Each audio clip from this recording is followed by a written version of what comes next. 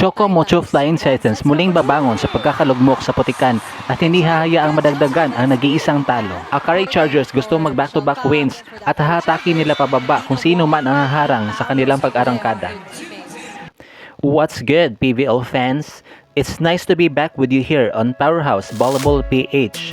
Kindly do subscribe to my channel at pakihit na din ang notification bell para ma-notify ka sa aking mga bagong uploads. Para sa ating final match sa araw na ito, March 23, 2024, in preliminaries, Choco Mocho Flying Titans and Akari Chargers will face each other. Magkakaiba na naging resulta ang kanilang mga huling laban.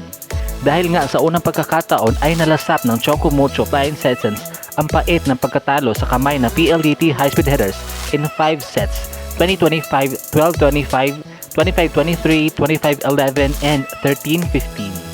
Napakilala sa matchup na yon si Kim Fajardo, nakakabalik lang sa pagiging POG na talagang pinamalas ang kaniyang superb all-around performance sapagkat nakapag-ambag lang naman siya ng 8 points with 4 attacks, 2 blocks, 2 aces, and 22 excellent sets. Sa panig naman na Akari Chargers na mistulang hindi gaano nahirapan sa kanilang huling laban kontra sa kanilang sister team na Next Led Chameleons na pinabagsak kaagad nila in straight sets, 17-25, 19-25, and 20-25. For the second time around, naging player of the game na naman ang isa ding former Lasallian at the same time team captain na Akari na si Michelle Cobb who tallied 14 excellent sets and 3 points. So, sino kaya ang makakapag-uwi ng Big W? Makakabawi kaya ang Choco Mocho mula sa pagkatalo para makabalik sila sa win column?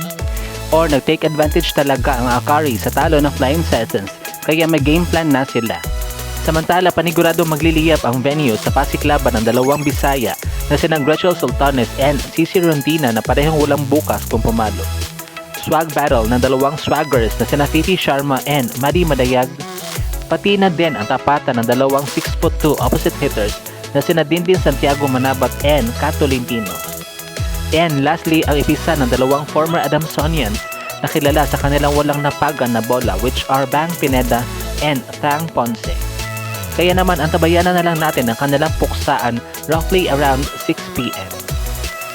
At dito na nga po nagtatapos ang ating video. Thank you so much for watching. Kindly do subscribe to my channel at pakihit na din ang notification bell para ma-notify ka sa aking mga bagong uploads.